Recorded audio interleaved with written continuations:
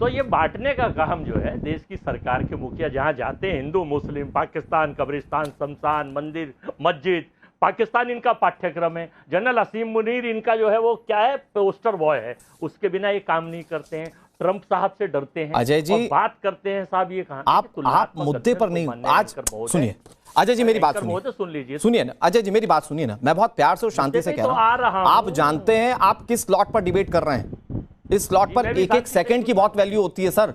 मैं ये कह रहा हूं हुसैन दलवाई अगर ये कह रहे हैं कि सनातन बट रहा है, तो being a Congress spokes person, Congress को रिप्रेजेंट करने वाले, मुझे बताइए कि क्या वाकई में कांग्रेस पार्टी ये सोचती है कि सनातन आज देश को बांट रहा है, या हिंदुओं को बांट रहा है, या मुस्लिमों को बांट रहा है? अगर आपको ये लगता है कि 1 मिनट में जवाब दूं तो सॉरी मैं नहीं दे सकता। आप आसिम मुनीर पर चले गए ना साहब, that is not relevant to my topic. बात का फाइनल में जवाब दूंगा, लास्ट में दूंगा ना। नहीं सर, नहीं ऐसा नहीं है। नहीं, अगर आपकी मनोरम कहानियों के लिए थोड़ी बैठे हैं सर, नहीं है तो इसे मैं दर्शक दीर्घा में बैठ जाता हूं। नहीं देखिए अजय जी, अजय जी अगर आपके पास जवाब होता, देश की जनता मान लेती कि आपके पास जवाब है, अगर आप एक लाइन में कह देते हैं, जो जोशी साहब लिख के दे देते हैं, अगर वो पढ़ने के लिए आप बैठे तो मैं उसका जवाब नहीं दूंगा। पता नहीं किस जोशी साहब की बात कर रहे हैं आप, आपको पता नहीं कोई गांधी साहब बोल देते हैं क्या कि आप लोग मुद्दे पर बात मत कीजिए? किसी गांधी साहब आपको भी लिख कर देते क्या कि इस मुद्दे पर बात नहीं करना? तुलनात्मक अध्ययन तो आप प्रधानमंत्री का प्रधानमंत्री से करिए, चीफ मिनिस्टर का चीफ मिनिस्टर से करिए, राजा का राजा से करिए, प्रजा का प्रजा। अरे सर आप कौन है हुसैन? अजय सर आपने पता है टाइम वेस्ट कर रहे हैं। मोहन फकीरा, सनातन क्या समाज को बांटता है? मेरा बहुत सीधा सा सवाल। चंगू मंगू नत्थू मोहन फकीरा, नहीं, ये चंगू मंगू नत्थू मोहन फकीरा, चिंटू पिंटुओं को आप ले आते हैं एजेंडा बनाकर। ये पता नहीं आप सोची समझी चंदू मंटू फकीरा वकीरा आप कौन है पता नहीं उनमें से, वही लोग हैं, क्योंकि बुलाया तो मैंने आपको भी है। मुझे नहीं, आप बताएं आप कौन है, फिर मैं बता दूंगा। आप बताएं मेरे लिए तो आप अजय वर्मा और बाकी सबका नाम जो है वो कौन है? अरे सर आप टॉपिक पे बात ही नहीं कर रहे हैं।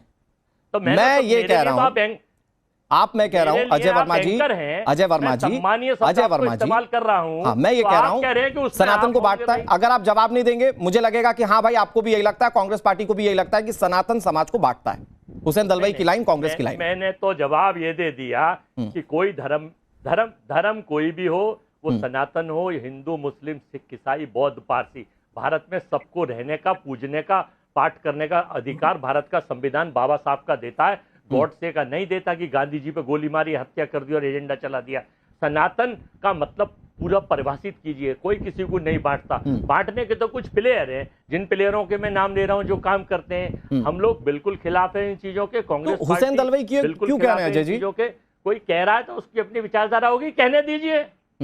कोई कह रहा है उसकी अपनी विचारधारा कहने दीजिए। अच्छा ठीक है, पार्टी का अधिकृत तो हुसैन दलवाई, राहुल जी ने कोई कहा है, खड़गे जी ने कोई कहा है, अजय वर्मा ने कोई कहा है। तो क्या अजय वर्मा, राहुल जी और खड़गे जी सिर्फ यही कांग्रेस पार्टी है, बाकी के नेता कांग्रेस पार्टी के नहीं है? नहीं, कांग्रेस के तो 15 करोड़ लोग हैं जो वोट मिलते हैं, बब्बर शेर कार्यकर्ता है, 15 करोड़ लोग हैं। अब विचार और बब्बर शेर कार्यकर्ता सनातन को गरियाएंगे। डेमोक्रेसी है हमारे यहाँ, तानाशाही नहीं है। तो सनातन को गाली देने की, सनातन को गाली देने की आजादी देती है कांग्रेस पार्टी।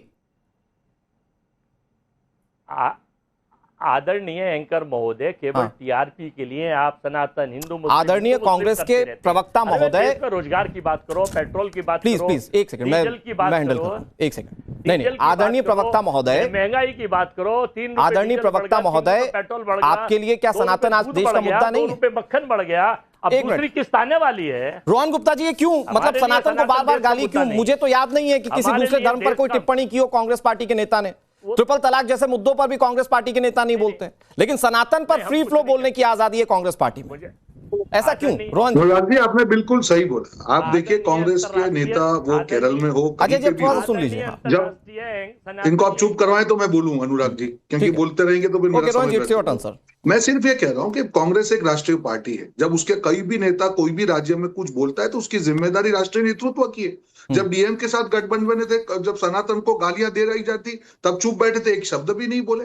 जहां जहां उनको मौका मिल रहा है, उनके नेता जो तेलंगाना में उनके सीएम कहते हैं कि कांग्रेस मतलब मुसलमान, मुसलमान मतलब कांग्रेस। जब भी सनातन की बात आती है, सनातन को गलत बोला जाता है, कांग्रेस चुप्पी क्यों बनाए लेती है? कई उनके नेता बोलते हैं फिर भी चुप्पी। देखिए ये समझना पड़ेगा कि जो तुष्टीकरण की राजनीति देश में जो सालों से चल रही है, आज की बात नहीं है अनुराग जी, 70 साल से तुष्टीकरण की एक राजनीति चली, उसका खामियाजा यूपी ने भुगता, बिहार ने भुगता, कई राज्यों ने भुगता। आज सारा ही तुष्टीकरण जहां खत्म कर दिया जाता है तब ये आरोप लगाया जाता है कि हिंदू मुसलमान। मुझे बताइए अनुराग जी, मैं चैलेंज के साथ कहता हूं कि क्या लॉ के खिलाफ कभी कुछ किया गया? अब यूपी की बात कर लें, कोई भी राज्य की बात कर लें, और लॉ के अगेंस्ट में जाके हम क्या संविधान की बात करेंगे? सिंपल है, संविधान में अगर आप लॉ एंड ऑर्डर को मानते हैं, कानून व्यवस्था को मानते हैं, तो फिर तुष्टीकरण की आड़ लेकर उसका विरोध नहीं करना चाहिए, नहीं तो आपके पास कोई लॉजिकल आर्ग्यूमेंट नहीं। तो ये क्या सिर्फ एक वोट बैंक को या एक पर्टिकुलर धर्म को बताने की कोशिश है कि सनातन को गाली दे रहे, देखिए साहब हम आपके कितने करीबी हैं, ऐसा है क्या सर? एग्जैक्टली, उनको वही लग रहा है। देखिए आज पश्चिम बंगाल की मैं आपको बात कर रहा हूं, जब चुनाव चल रहे थे ममता बनर्जी ने ओपनली कहा कि देखिए अगर ये जीत जाएंगे तो ये धर्म के साथ ये होगा, क्योंकि उनको लग रहा था कि 30% का कंसोलिडेशन करके हम कम से कम उतने तो वोट पाए। तो उनको लगता है कि जितनी गाली देंगे उतना उनका कंसोलिडेशन होगा, तुष्टीकरण की राजनीति में उनको फायदा होगा। ठीक है, पर ये जो है काट की हांडी बार बार नहीं चढ़ती अनुराग जी। ये देश की जनता है, ये समझ रहे हैं कि नहीं मुसलमान जो 100% कांग्रेस को वोट देंगे या टीएमसी को, गलत बात है। जो मुख्य धारा में जुड़ चुके हैं, जो सरकारी योजना का लाभ ले रहे हैं, जिनको मालूम है कि सबसे पहले देश मुख्य। अजय वर्मा जी, ये जो बयान दे रहे हैं आप सिर्फ तुष्टीकरण के लिए, आपने अपने नेताओं को छोड़ी इसलिए लिया है कि आप तुष्टीकरण कर सकें। हुसैन दलवाई ने जैसे नेता सिर्फ इसीलिए छूटे हुए हैं कि वो तुष्टीकरण कर सकें, ये बीजेपी करी। जल्दी से 20 सेकंड आपके पास, फिर मैं दूसरे मेहमानों के पास जा रहा हूं। देखिए आ रहा हूं अजहरी जी। हाँ देखिए, रोहन जी बहुत बढ़िया आदमी है, बढ़िया प्रवक्ता थे, लेकिन गिरगिट के भाइयों ने इनसे प्रेरणा लेके आत्महत्या कर ली। रंग बदलने में बहुत बड़े माहिर हैं, कभी कहीं होते हैं आज कहीं हैं, इनके विचार परिवर्तनशील हैं। ये देश हित की बात नहीं करते, नौकरी की बात नहीं करते, रोजगार की बात नहीं करते, महंगाई की बात नहीं करते, मुद्रास्फीति की बात नहीं करते। महंगाई दर उच्चतम स्तर पर है, डॉलर और आप सनातन की बात नहीं करते, बढ़ता जा रहा है देश। आप सनातन की बात नहीं करते, सनातन की नहीं है, आप सनातन की बात नहीं करते ना अजय वर्मा जी। देश को अजय वर्मा जी की नहीं है, वो महंगाई और ये सब की बात नहीं कर रहे आपके मुताबिक, और देश आज देख रहा है कि कैसे आप सनातन के मुद्दे पर भाग रहे हैं। मैं फिर आ रहा हूं आपके पास, मैं आ रहा हूं अजय जी। आज देश की जनता ने आपको देखा कि जब भी सनातन के बारे में उल्टा बोला जाएगा, खराब बोला जाएगा, सनातन को बांटने वाला बताया जाएगा, कोड बताया जाएगा, आप चुप्पी ऐसे ही साधेंगे आपके लिए, क्योंकि सनातन मुद्दा है ही नहीं। आपके देश में 80% लोगों से कोई राब्ता नहीं है, आप बड़े एंकर हैं, आप बहुत बड़े प्रवक्ता, और कैसे भाग रहे मुद्दे से आपको ये पता चल रहा है। ठीक है, मैं आ रहा हूं, एक मिनट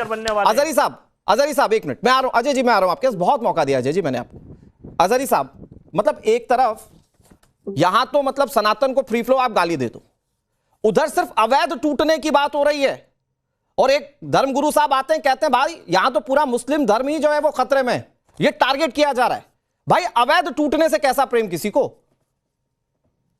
देखिए अनुराग भाई, सबसे पहली बात यह है कि हमारा धर्म किसी भी धर्म के खिलाफ बोलने की इजाजत ही नहीं देता। जिन्होंने बोला है कि सनातन बांटता है, मुझे लगता है कि वो गलत राह पे चले गए। अगर वो ये बात कहते कि नरेंद्र मोदी देश में हिंदू मुसलमान को बांट रहे हैं, वो ये कहते हैं कि आरएसएस और उसकी ज़ेली तंजीमें देश में तफरीक करना चाहती हैं, तब तो हम मान लेते। लेकिन उन्होंने जो एक सनातन धर्म के लिए कहा, मैं समझता हूँ कि उन्होंने बहुत गलत बात कही। दूसरी बात सुन ले मेरी, I appreciate this sir. Ajay भाई सुन ले अजय भाई, दूसरी बात यह है कि भारतीय जनता पार्टी की राजनीति क्या है।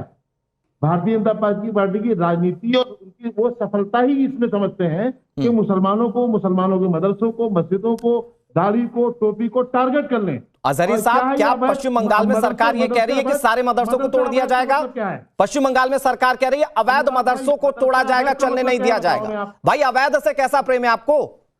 कैसा अवैध? भाजपा ही तभी सब कुछ हो गया, हमारा हो गया, अवैध हो गया। किसी गुरुकुल की जानकारी ली उन्होंने, जो सड़कों पर, चौराहों पर, रास्तों में जो मंदिर बहुत सारे बने हैं, उनकी उन्होंने जानकारी ली है क्या? अरे भाई जो पार्कों में अवैध की बात हो रही है, आप गुरुकुल पर चले जा रहे हैं। सुनिए ना, मैं एक बात पूछ रहा हूं आपसे, रोहन गुप्ता जवाब देंगे इस पर आपकी बातों पर। शादाब शम्स हमारे साथ हैं। मैं एक बात पूछ रहा हूं अजहरी साहब आपसे, मैं कह रहा हूं अवैध तरीके से अगर मदरसा चल रहा है तो जाहिर बात है ना कि नियमों को तोड़ रहा है। नियम टूटने वाली चीजें क्या आपके धर्म में आप एक्सेप्ट करेंगे? अवैध मदरसे से मुस्लिम आज देश में पल रहे हैं क्या? सुनो ना, 70% देश के पार्कों में जो मंदिर है वो अवैध है, थानों में मंदिर है अवैध है, तहसीलों में मंदिर है अवैध है। लाइए तो आप इसका डेटा दीजिए। और जाइए कोर्ट में, जो आपको अवैध लग रहा है उसके खिलाफ पीआईएल दाखिल कीजिए, जाइए कोर्ट में केस लड़िए। रोहन गुप्ता जवाब दे रहे हैं। रोहन जी जल्दी से, शादाब जी इसके बाद आ रहा हूं। कहीं आपने जैसे ही आप सेकंड लाइन की बात करेंगे, इनके पास कोई बात नहीं। जो भी चीज अवैध हो, जब भी कोई भी चीज अवैध हो, उसमें धर्म बीच में आता ही नहीं है। मैं और एक एग्जांपल आपको अनुराग जी दूंगा। हम ईरान की बात करें, यूएई की बात करें, ऐसे भी देशों में, सऊदी की बात करें, नमाज जो है जाहिर में करने की वहां पे परमिशन नहीं है, वो तो इस्लामिक कंट्री है। अब इंडिया में कभी किसी को बोल दो, ये लोग बोलेंगे यार ये तो इस्लाम के खिलाफ है। ये चीज समझना पड़ेगा आपको, जो लॉ एंड ऑर्डर देश का है। लेकिन शादाब जी, लेकिन शादाब शम्स जी, एक मिनट अजहरी साहब, एक सेकंड अजहरी साहब, एक सेकंड अजहरी साहब, मुस्लिम धर्म का पूरा ठेका आपने नहीं उठाया है, सुनिए मेरी बात। शादाब शम्स जी, अवैध मदरसे में अगर मुस्लिम का बच्चा पढ़ेगा तो गलत ही ना चीजें सीखेगा। हमने देश में देखा है ना, अवैध मदरसों से पढ़ के या मदरसों से पढ़ के कैसे लोग निकले। मैं नहीं कह रहा कि सारे मदरसे खराब हैं, लेकिन हम ये जानते हैं ना कि गलत तरीके से मदरसे चले और उसका क्या कॉन्सिक्वेंसेस हुआ है। अगर देश की सरकार अवैध के खिलाफ कार्रवाई कर रही है तो क्या दिक्कत है?